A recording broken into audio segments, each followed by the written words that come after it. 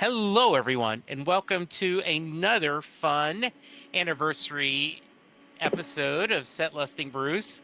There are a lot of things I love about doing this podcast, but some of my favorite things are the people that I have been able to connect with over the years.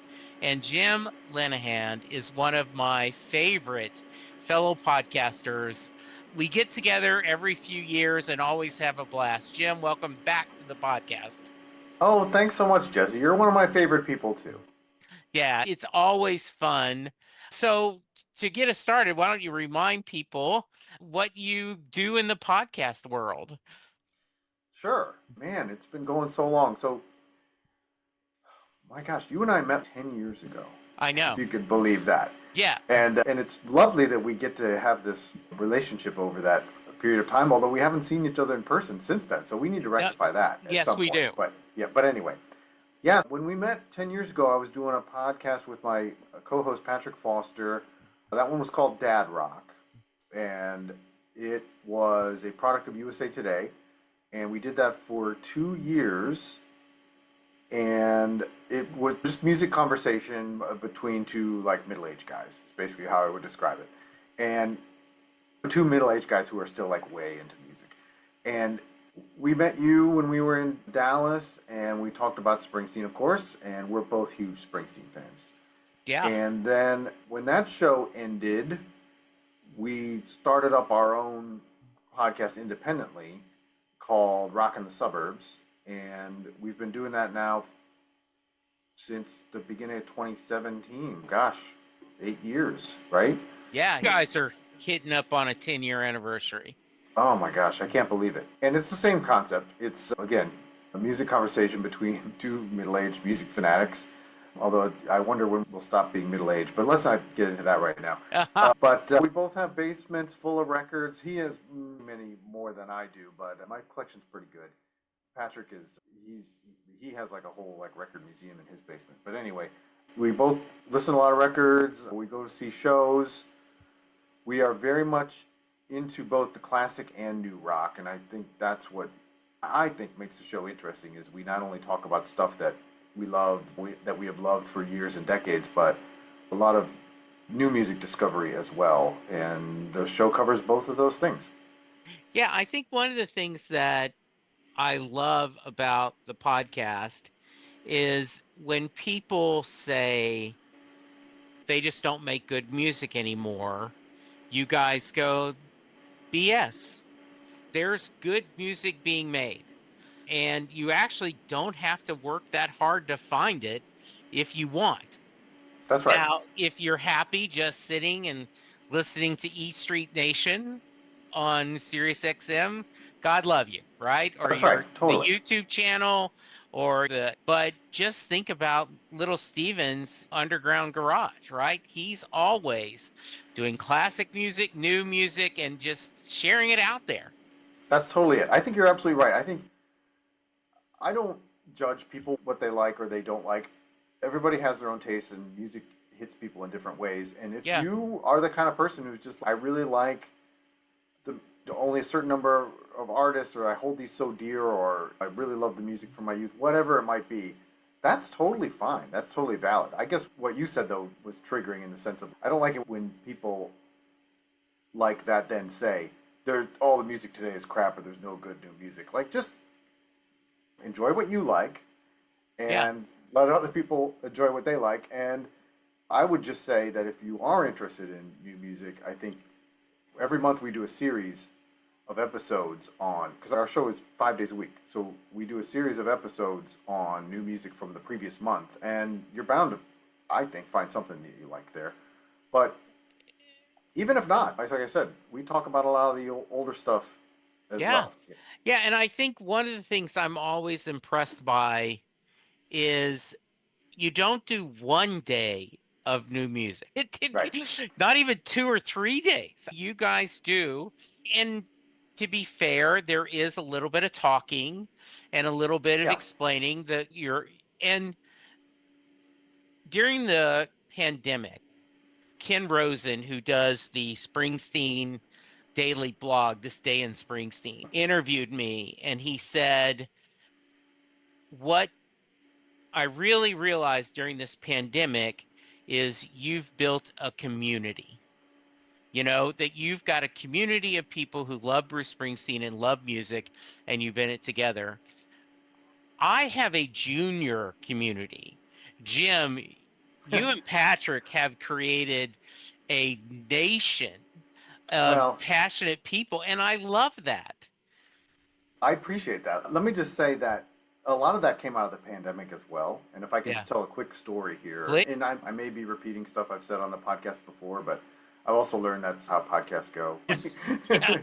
We do so many episodes that you can't remember what you've said and what Yeah. you haven't. But And but not well, everyone listens to every exactly. episode. This Yeah. is probably new, even if I told it before here. Right. But we had only been doing. I guess we've been doing this current podcast for about 3 years before the pandemic hit, and we had a pretty good sense that there was a bit of a community developing because people would email us or call in. We always had a call-in line where people would call in, but a lot of times it was like comments on shows that we had already done.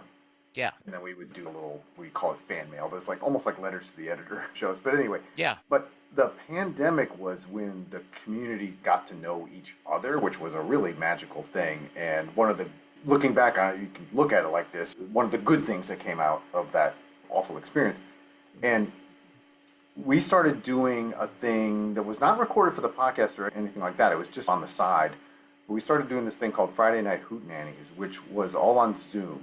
And it was just a Friday night, every week, a weekly gathering of music fans to just sit around and talk and play music for each other. And that came out of the fact that people told us how bummed they weren't going to be able to go to shows for a while, and we're really missing the live music experience. So we thought maybe we can give something like that. People can at least play songs and hear songs, and we talk, and it just became this really wonderful thing. Everybody looked forward to it every week. It would run late into the night because it would just keep going, and it was so much fun. And that sense of community then has carried over since things opened back up, and to the point where listeners are way more involved with the show itself now and contributing content. We'll have listeners who will even just record. Sometimes they'll just record episodes for us and send them in. And we're like, hey, we'll take it. And we run it. Yeah. We have 2 listeners right now who are recording a Black Sabbath week of episodes for us. And it's great. Bring it on. And then we started holding live events. And we've done, I think, 7 of them now. Live events in different parts of the country. And we get about 50-ish listeners who come. And they all know each other. And they're like hugging each other and stuff. And it's almost like a family reunion kind of thing. Once a year. It's really an amazing experience. We just did one in Grand Rapids, Michigan a month ago, and it was just incredible. So. Yeah, I really appreciate you were very kind. Said, hey, any chance you can make it? And I explained to you that I had 2 trips to Jersey planned, Yes. so I couldn't. I'm thinking next year, maybe I got to try to make this happen. Next year, I'm not ready to announce it just yet, but we're looking at a city that might be a little bit more convenient for you as well. Okay. So, yeah, All so right. we'll let you know. That sounds great.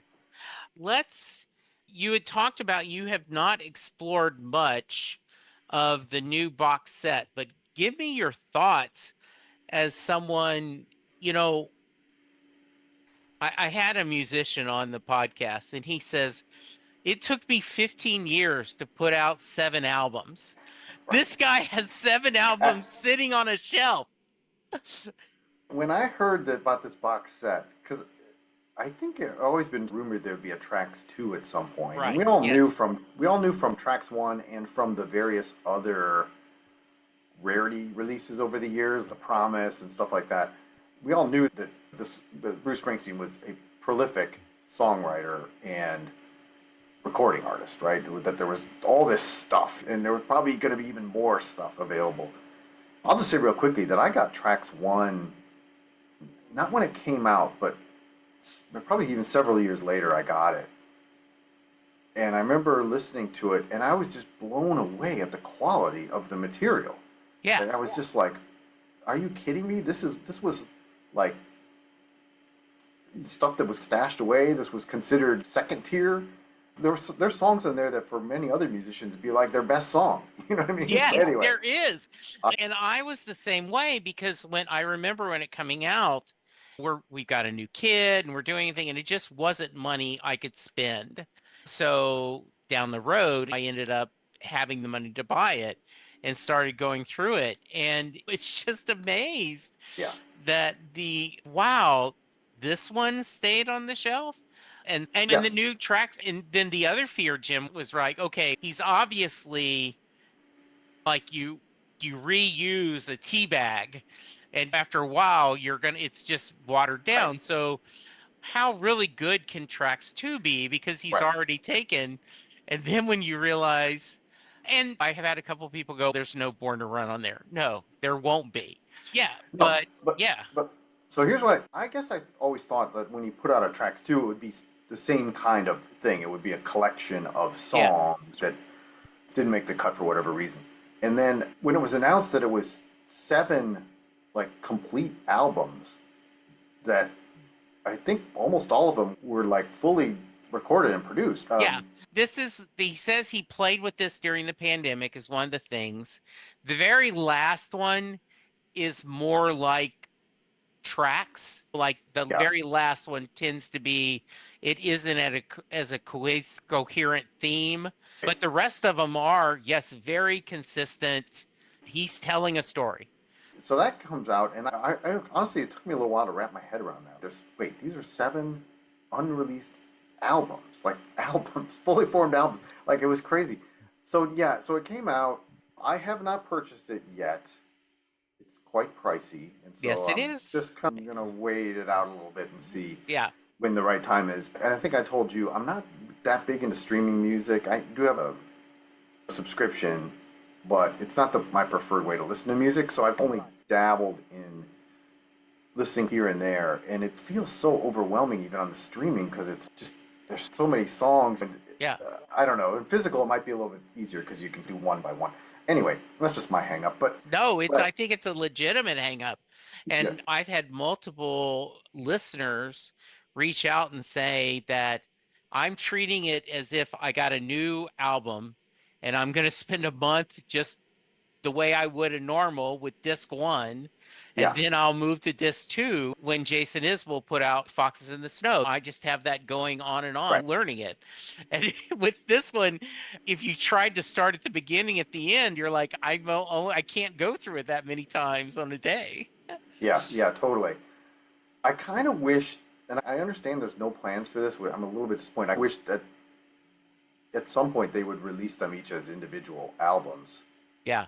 But I guess that's not in the plans because the Yeah. sort of collector in me says I would buy them just individually over time, and then I'd Yeah. eventually have it all. But anyway, but you sent me a playlist of there were some of your favorites, right? Yeah. And so that kind of got me into it. And I just want to say this before we talk about those. In listening to it, I had a aha moment though. I think with this set, Okay. and that's this. Because you think again, like how crazy is that to just have these albums essentially done or mostly done or whatever and not put them out.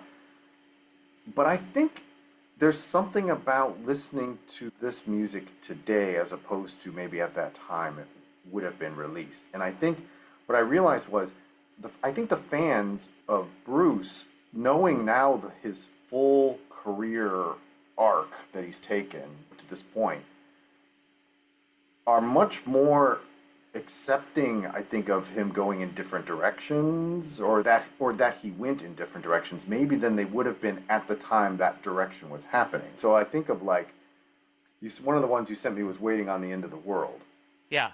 which has that like Streets of Philadelphia Yeah. sound to it. I think if he had put a whole album of drum machine, electronic-ish kind of music out at that Yeah. time, people would have been like, what is this? This is not what we want from Bruce Springsteen. We Right. want him to do what we think of as Springsteen music. Yeah. But now, all these years later, you're like, I want to hear that. That sounds really interesting. You know what I mean? So I think maybe it was smart of him to sit on that for a long period of time. And I think so. I think he talked about that he felt that I want to do another relationship record that would be 3 in a row. Maybe I need to do this. I know some of the stuff he was doing, like the country album that I sent you a couple cuts of, that was while he was doing Ghost to Tom Joad. So he was balancing out.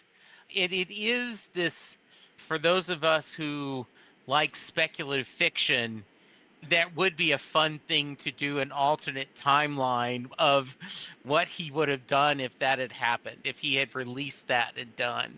Yeah. So, yeah, I just randomly picked some songs that I really liked. So let's go through them and just share what your Sure, thoughts were. sure. And I think the playlist you sent me, you had them in like order Yeah. of the discs Yes. from the set. And I didn't do a ton of investigating into what they came from or what era, so I might even be guessing. You can tell That's me. okay. Yeah, and Um, I can look at it and do the same thing. Yeah. but the first two you sent me were Jim Deere and County Fair, which sound like they came from the same Yes, they were. era. It has Yeah. a very Nebraska kind of sound to them, Yes. but very different in terms of content, right? So Jim Deere Yeah. being this song about criminal activity or Yeah. crime gone wrong, and it has that stark sort of Nebraska sound, which you expect from that. And then County Fair is is a lighter song, right? It's just a nice song. It's not about Yeah. anything particularly deep or anything like that, but Yeah. it feels like the sort of my hometown in the sense of Yeah. painting a nice picture of just a day out or something that's Yeah. enjoyable. So those both came from LA Garage Sessions 83. It Mm-hmm. was between Nebraska and Born in USA. It was recorded in 83. And there is a version of My Hometown on this one that I do Right. not like as much. I just thought Jen Deere really did feel like a Nebraska song, right? Like Yes, totally. this I'm a bad person, I do this. And then County Fair was on like another release. And I can't tell you why I like it except that it it feels as he talks about it. In fact, when you play it at first, you can hear kind of almost the crickets or something before it starts. And just you feel that fall air and the idea of just going down and seeing it. So I think it's a lot of fun.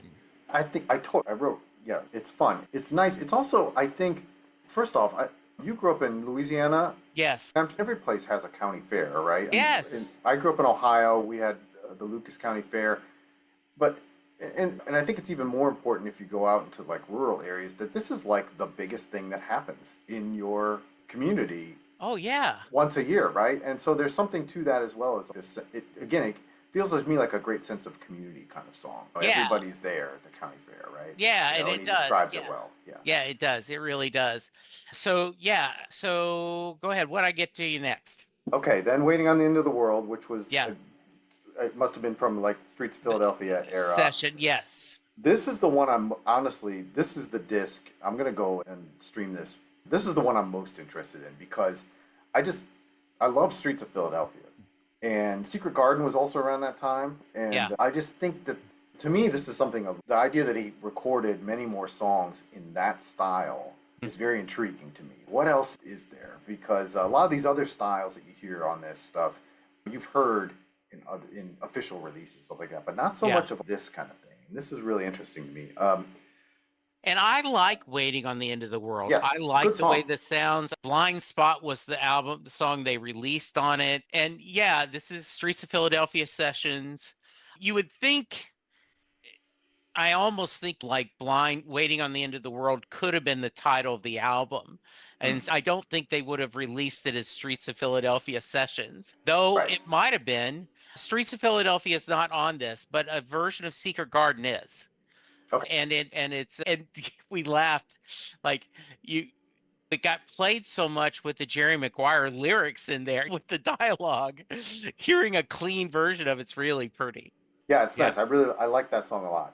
Yeah. The next two must be from the country Yeah. And what album. Going to California and A Prayer by the River. no. Oh. So this is Faithless. Oh, okay. So this was recorded in 2005, 2006.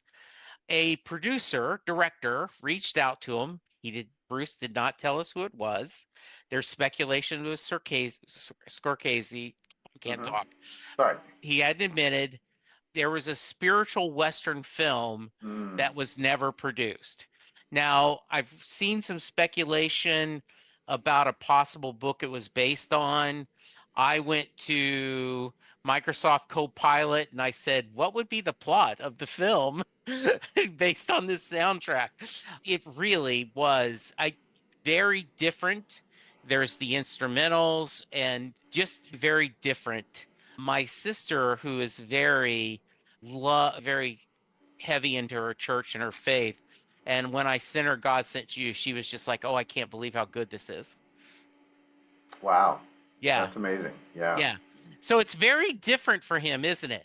It is. It's fun. Now that you say that, this makes sense because first off, I loved going to California. I just love the arrangement of it with the like little touches of banjo and sort of the background. It's Mm, just amazing. And now that you say this, it does have a very cinematic quality to it. The way the yeah. songs are arranged, they feel big in some way. Yes.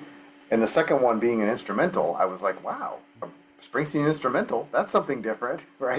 But Yeah. again, it makes sense if it's movie music. I guess that makes perfect sense, right? Yeah, because we were talking about Flynn McLean, who None But the Brave, the one of the other Springsteen podcasts, and we were on a panel together, and he said it without seeing the film, it's hard for us to judge the songs because there should be an image going with it, especially an instrumental. But it reminded me a little bit of Pet Sounds, right? With Brian had a couple Hmm. of instrumental songs in there, not anywhere in theme or tone, but just the idea you don't think of Bruce doing instrumental songs. No, Yeah. no, because his vocal delivery is part of his appeal. It's a Yeah, big part of his exactly. appeal. Yes, it is. Exactly. Yes. Yeah. Absolutely. But I like both of those a lot.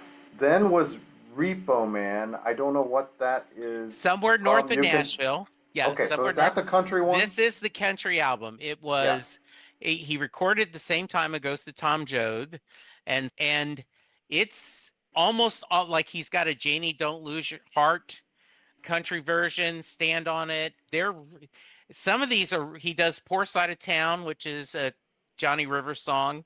So these are pretty rockabilly country.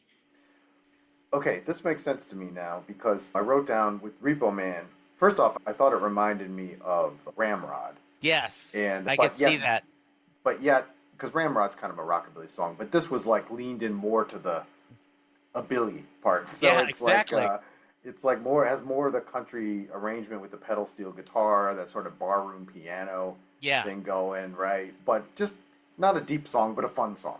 And Yes. I also, as we once talked about the River album on your show, and I love that side of Springsteen. I love it when he just lets loose and plays like the bar band that he started with, that style. Yeah, So like I realize Cadillac Ranch is about death, but it's also just fun.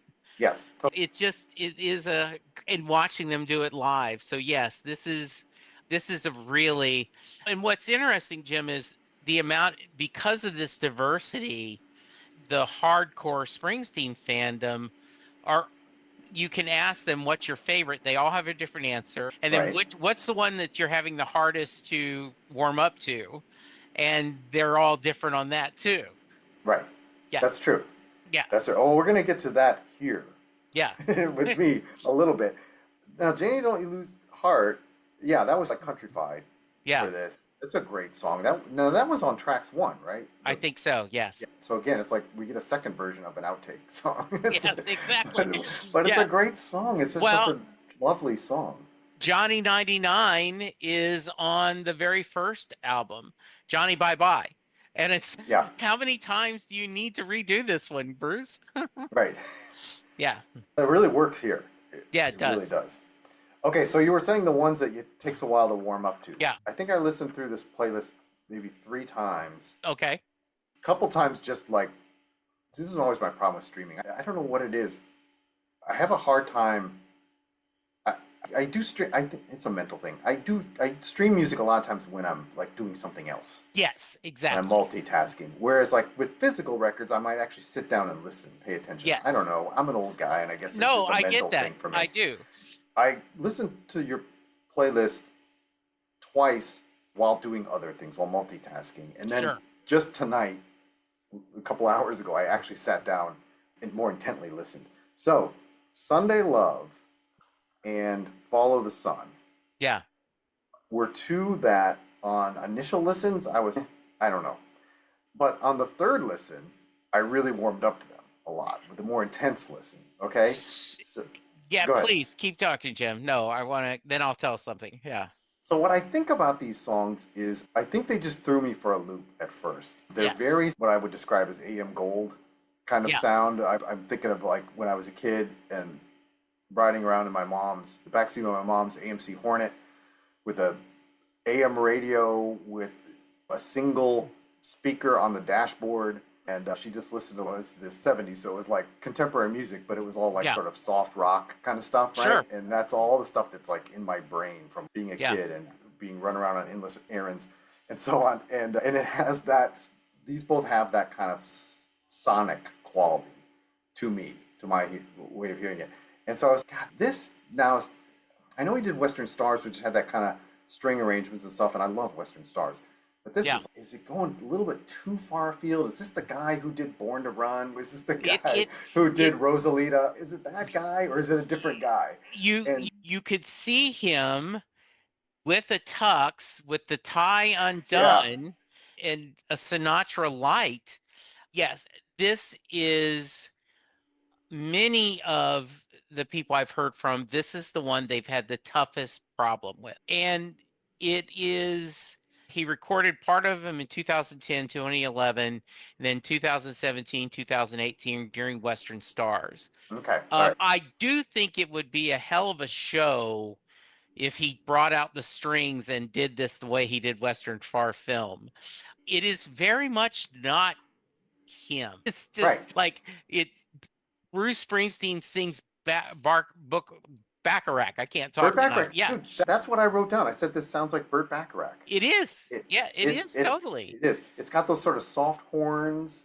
It's Yeah, got some strings, but not strings that hit you over the head. It's a really subtle arrangement. Female backing vocals, and then just the. I'm not a songwriter myself, but there's something yeah, to like the structure of the song or the chord changes or something that yeah, just feels like it's of that era, that sort of pop. It sounds more yeah, pop than rock, right? yeah.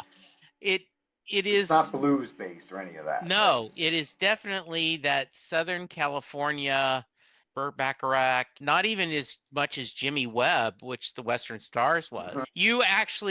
You could see song stylists covering these Yes, songs. yes, And totally, and that's cool. totally. And that's what I. So two things on that. One thing I wrote here. And by I'm the not way, for making. those of you who's just listening to the episode, Jim is smiling, just Oh, totally. yeah. Oh, I love this stuff. I love this stuff. And I'm not making this up. I wrote this down. I said I would like to hear a woman sing this. Oh yeah, Like it feels now. But the funny thing is, I actually think Bruce's voice sounds really great on these songs. he does. It's not straining. It's not forced the way you Yeah, can sometimes hear on some of his songs. yeah, He actually like he sounds really great. However, they sound like the kind of songs that just if you had a really strong female vocalist on it, you could really bring the house down with these well, songs. And so I just feel again it shows what a great songwriter he is. I always would say this is a guy who in another era, if he had been born, I don't know, 15 years earlier or whatever, would have worked in the Brill Building in New York, just writing songs yeah. for other people, and would have been great at it. That's the kind of songwriter he is. When they put out The Promise, Little Steven said that in an interview that said if Bruce had wanted to, he could have been one of the best pop hit songwriters in history. But Right. yeah, I'm thinking like Alicia Keys, Adele, Yeah. Celine Dion, a couple of these. That would be just awesome. Yeah. Totally. Yeah. And Fall of the Sun especially, I think that's especially well written song. Like Yeah. I was really listening to that like I said, when I listened to it more intently, where I was really paying attention to the lyrics and just the song structure overall, I was like, that's just a tight song. The lyrics are really great. It almost feels like a standard in some ways. Yes. It really is well done. Fall of the Sun, that's the one I really And that like. it ends, that's what ends the Twilight. Yeah. And yeah, I just think it like if there's a wild card in there, this is it. And and I do wonder if he had put this out as a Western Stars as a double album. But you could also take the country album, would have been really good. Oh, Yeah, yeah, right. And then the last two you had here, I'll just say One False Move didn't really move me one way or the other. It's just kind of yeah. a sparse song, and I didn't really get much out of it. I don't know. Why did you pick that one? What do you think about that one? Inyo was recorded also during Ghost of Tom Joad, and they're all set in Hmm. Southern California, Texas, and they very much have a Ghost of Tom Joad feel. I was lucky enough, Laura, who's been on the podcast a couple of times, said, my dad and I want to talk about Inyo. I said, okay. So we got on. Turns out her dad is a history professor specializing in Southwest history. So he went on and on about how these are about water wars and all this stuff in Southern California. And this had this Spanish feel to it. So it's the one I'm least drawn to, but then I'm not necessarily a fan of Ghost of Tom Joad. I like it, but it isn't my Bruce.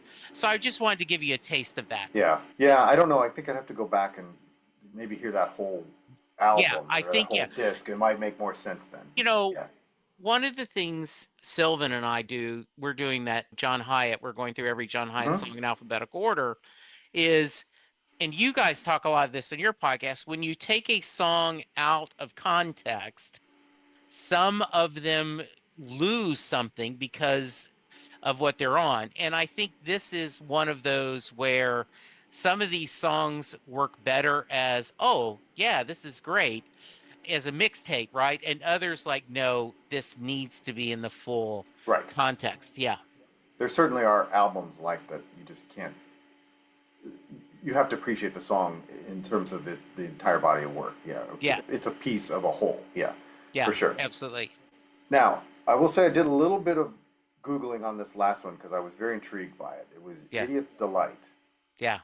And the sound of it is that kind of rootsy, bluesy kind of sound. It's got that harmonica, got that Hammond organ going. It sounds really cool. But I was, of course, with a title like Idiot's Delight, I felt like I got to really listen to lyrics on this one. There's something going on here.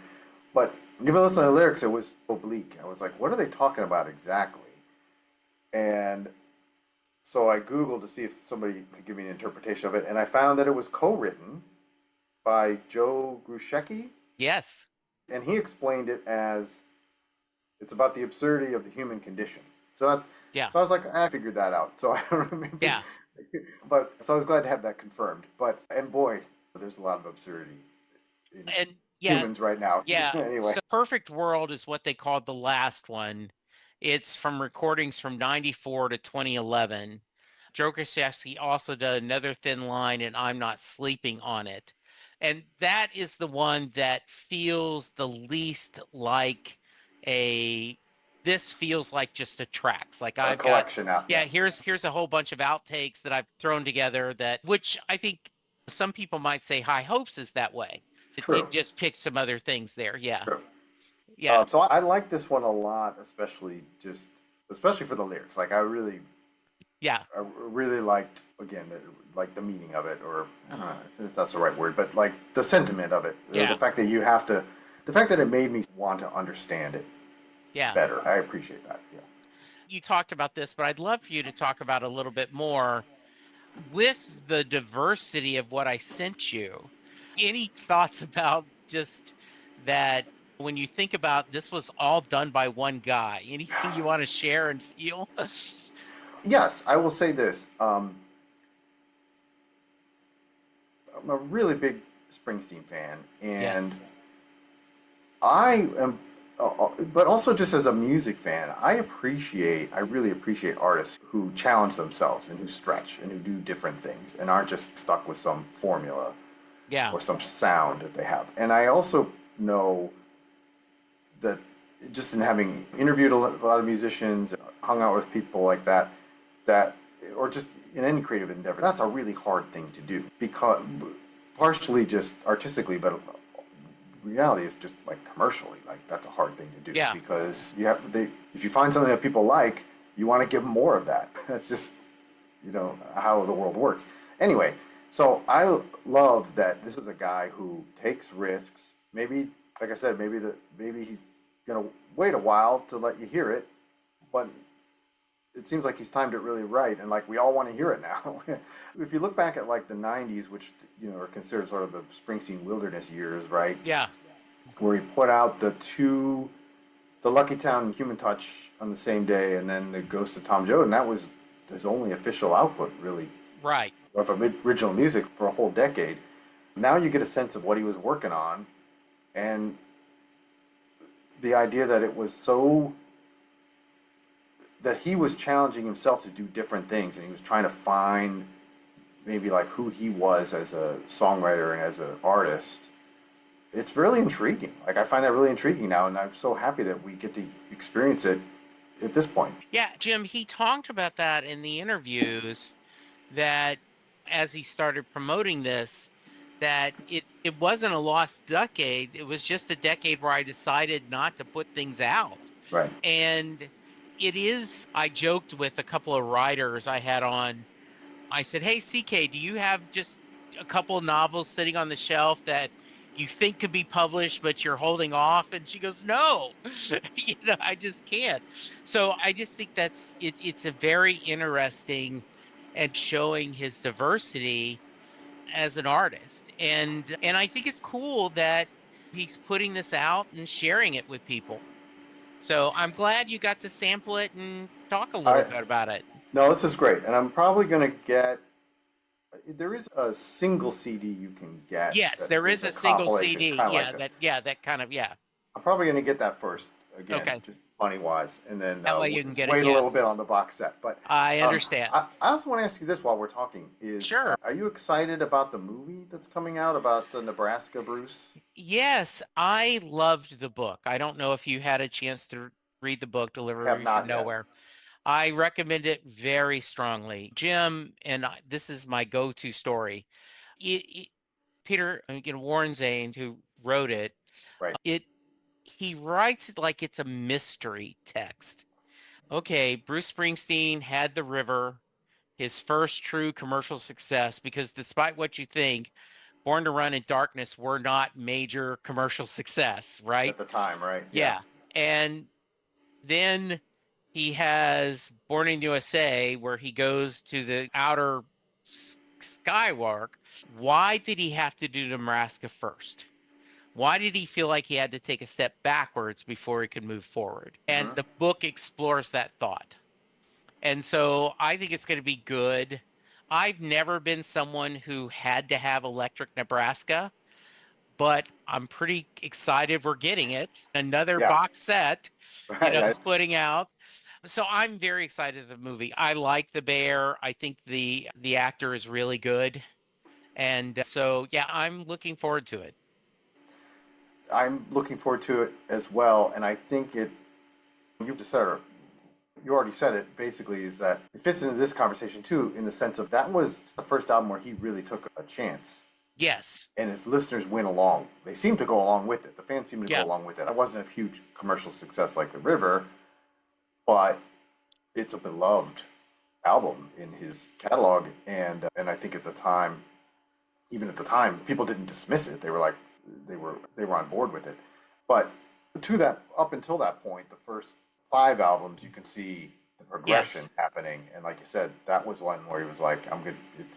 And I know it happened not necessarily as planned that way, but still, it was released that way, and was like, that was a risk to do that. And I think we're the artist that if you can take a risk at some point, and hopefully early in your career, and your fans accept it, they don't reject it outright, then you have permission for your career to keep taking risks. That people then start to expect that of you, and that's how I see Springsteen's overall career.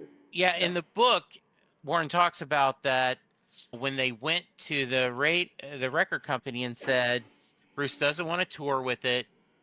He doesn't really want to do any press. He just wants to put it out there. He doesn't want his face on the album. And he said that it was the first time Bruce was calling how are record sales. Like he was worried people would not buy it, but it just felt like it. And one of the lines is, as the band was playing the music, he said, I felt like I was losing the characters. When the more instruments and the more the band played it, Mm-hmm. I felt the characters were going away. Yeah. Yeah. I find that people who are not big Springsteen fans like Nebraska. Yes. And it is almost the cliche that if you're too cool for school, that Nebraska is going to be your favorite Springsteen album, right? But I told the story, and a lot of people agree with me, is 1977, I discovered the Beach Boys. Endless Summer. It's the greatest thing I've ever heard. I am going to the record store, and we just, we, they're still out there, but they're not like they used to be. Department stores sold records. And when I was picking up every Beach Boy album, cassette, 8-track I could find, and I got Pet Sounds, and I went, what the hell is this? And what? There's instrumentals? And I wasn't ready for it. And now then, I probably, if you push, that would be my favorite album. And I think a lot of people said, yeah, Nebraska, I wasn't ready for it. Yeah, And it yeah. wasn't till after a while I realized what he was trying to do.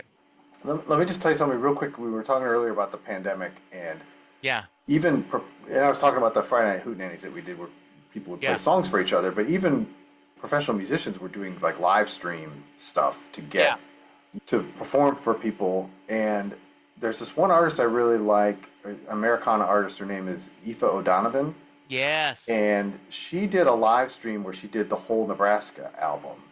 And you paid some small amount of money, or it wasn't very much, but you could watch the live stream. Yeah. And I did that. And then she released that. She recorded it and released it. And I have that album. Yeah. I bought it, and it's a tremendous I agree. album of covers. Yeah, it's really good. Yeah, she's amazing, and part of a group. I'm with her. Yeah. Is like the kind of quote unquote super group. But she does solo material, and then she does that as well. Yeah. I have tickets to see them this fall. Oh, great. Yeah, so I laughed. I bought the tickets for two reasons. One, her cover in Nebraska, and their version of Crossing Muddy Waters. Nice. I want to go hear them. The other thing got coming up in a couple of weeks. Melissa Etheridge and the Indigo Girls are coming here to Dallas. Yes, We Are tour, and which I think is a great name. And I saw the Indigo Girls right at the beginning when they were really just getting really successful. So I think that'll be a good show. That's fantastic. Wonderful. Yeah. What do you got coming up, both on the podcast and music-wise? Podcast, I mentioned we did our live event called Suburbs Fest in Grand Rapids, and so this week that I'm recording this now, I don't know when this is going to post, but we just did a week of episodes that we recorded at Suburbs Fest, where we had local musicians come up and play 3 songs each, and then do an interview with us. Yeah, so that's again, talk about new music. Like you can get on the ground floor with this, because these are not people who are terribly well known outside of the area, although they put stuff up on streaming services and things like that. But some really good musicians, really talented stuff. And so we're doing that right now. Oh, and I'm going to make one more thing, because I'm so happy that this came together. I have an episode coming up that I'm putting together where it's going to be more of like a sort of a narrative, PR-ish kind of style. Yeah. Where I got to go back to my hometown of Toledo, Ohio, because I live in the DC suburbs now. Back to my hometown of Toledo, Ohio, and experience a band from my youth that reunited. They were like a legendary Toledo band, and they reunited for a show. And I got to go and talk to fans of this band who came to the reunion show, talk to the band itself. You'll hear me gushing about the whole experience. The band was called Loved by Millions. They were just a local Toledo band that did some originals and a lot of covers, and it was really fun. And the bass player in that band went on to become the bass player for Weezer. And cool. Has been their bass player for 24 years, and he came back for this reunion show of his old band. It was really fun. So that's a fun episode. And then you ask about the shows I have coming up. I think your listeners might know this guy, maybe. Robbie Fulks is his name. He's an Americana artist, really smart songwriter. I'm sure he's a Springsteen fan. He writes really great stuff. I'm going to see him on on Sunday, and then what else do I have coming up? Oh, the Jayhawks. I'm really excited Ooh, about yeah, that'll that. be good. That's been one of my favorite bands like forever, and I have not been able to ever see them, and so I'm going to see them at the end of September at a relatively small club. It's like 500 people. Oh, nice. So that's going to be great. Yeah. Good. All right, Jim, if someone wants to reach you, how can they and promote the podcast, please? Yeah. So find the podcast anywhere you listen to podcasts, Rockin the Suburbs, or you can go to our website, suburbspod.com. And I'm on like Facebook and Instagram and Blue Sky. Yes. But I tell you, I think what's fun is if you find me on, boy, I don't even know what my thing is. I think I'm J Lenahan 22 on one of those. I'm looking Yeah. right now. Yeah, J Lenahan 22 on Instagram, and I am also on Blue Sky at just J Lenahan. But the only thing I post on Instagram and Blue Sky are photos of albums I'm listening to. Oh, nice. So you can see what I'm listening to every day, and you can scroll back through and you can see all the variety of stuff that I've been listening to. So that's really fun. I appreciate you, and I also appreciate you always have my back on Facebook as we get into our political discussions. So I try and honestly, I don't want to do a lot of that arguing back and forth because I don't know what it really accomplishes. But I don't like it when people get things wrong. Yes. And I don't like it when people attack my friends. Those are the two times when I feel the need to. Well, I appreciate it, my friend. And yeah, let's stay in touch. And yeah, maybe I can make it next year. Okay. Yeah, that sounds great, Jesse. All right. So good. All right. Everyone, be safe, be kind. Check out the podcast. We'll talk to you soon. Goodbye.